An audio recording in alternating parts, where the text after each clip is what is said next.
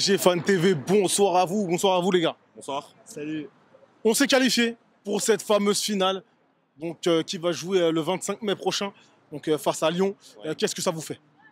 Bah moi personnellement, avant le match, j'étais confiant. La qualification, elle était juste en face de nous. On avait juste à mettre juste un pas devant et c'est bon.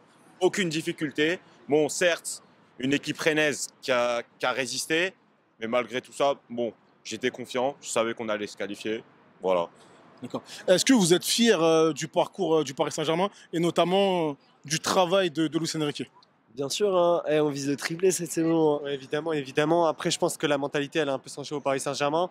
Je pense que le coach, il a commencé à prendre certaines décisions que d'autres n'avaient pas, on va dire pour les coachs derniers, qui n'avaient pas spécialement on va dire un charisme ou qui ne se laissaient pas, il se laissaient Emporté par la mouvance médiatique peut-être? etc. Et je pense que là, ça a fait un changement et ça fait pas mal de bien, je pense, au Paris Saint-Germain, qui a besoin de renouveau, qui a besoin aussi d'un nouvel, on va dire, d'un second souffle. Et je pense que cette année, on peut faire quelque chose. Après, peut-être qu'on va peut-être pas la gagner, mais je pense que la mentalité, elle commence à rentrer en jeu.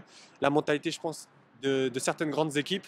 Je pense que c'est comme ça qu'on doit avancer pour gagner la Ligue des Surtout, Champions. faut le citer, l'ambiance dans le vestiaire a totalement changé. Alors là, il n'y a plus de quiproquo entre les joueurs.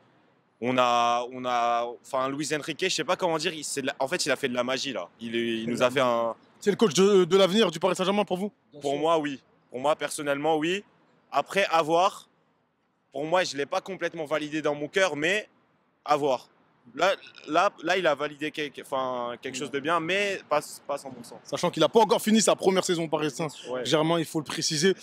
Finalement, on va terminer sur le meilleur joueur de l'effectif. Oui. Tu as parlé de mentalité tout à l'heure. Que pouvez-vous me dire sur la prestation de Kylian Mbappé?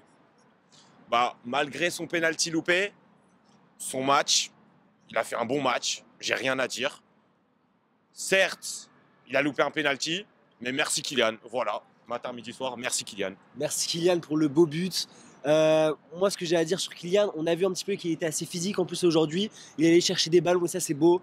On veut pas de pleurnicheuse, on veut pas de boudeur et tout. Et Kylian, là, ce match-là, il a pas fait la boudeuse, donc c'est carré. Après, moi, je suis très satisfait du match aussi. Après, ça serait dommage qu'il parte, évidemment. On sait qu'en ce moment, il y a des rumeurs. Après, il n'a rien dit, il n'a rien prononcé, donc on ne peut pas se prononcer dessus.